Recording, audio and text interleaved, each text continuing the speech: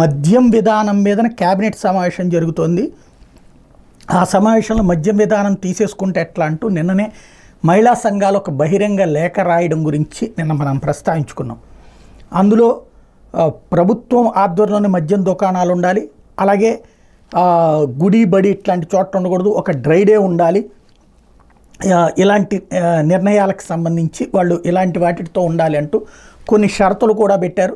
అసలు ప్రజా సంఘాలతో మహిళా సంఘాలతో చర్చించకుండా ఎలాగ ఆ పాలసీ డిసైడ్ చేస్తారు, ఇంకోటి ప్రభుత్వ ఆధ్వర్యంలో కాకుండా ప్రైవేట్ ఆధ్వర్యంలో ఎట్లా పెడతారు అన్నటువంటి పాయింట్ను రైజ్ చేసుకొచ్చారు.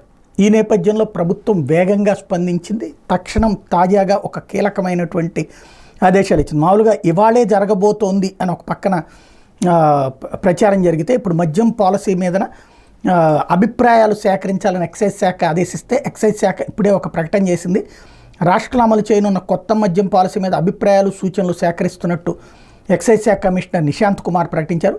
మహిళా సంఘాలు, స్వచ్ఛంద సంస్థల ప్రతినిధులు విజయవాడలోని ప్రసాదంపాడులో ఉన్న ఎక్సైజ్ ఆఫీసులో లేదా మంగళగిరి ఐహెచ్సి టవర్స్లోని పాత సెబ్ ఆఫీసులో రాతపూర్వకంగా అందించవచ్చని, లేదా apcommissioner.pe@gmail.comకి ఈమెయిల్ ద్వారానైనా తమ అభిప్రాయాలు పంపించవచ్చు అని చెప్పి తాజాగా ప్రకటన చేశారు. అంటే ఎక్సైజ్ పాలసీ ఇవాళ ఉండకపోవచ్చు అనుకుంటే, ఎందుకంటే ముందు ప్రకటించేసి ఆ తర్వాత అభిప్రాయాలు తీసుకోరు కదా, అభిప్రాయాలు తీసుకున్నాకనే చేస్తారు కదా.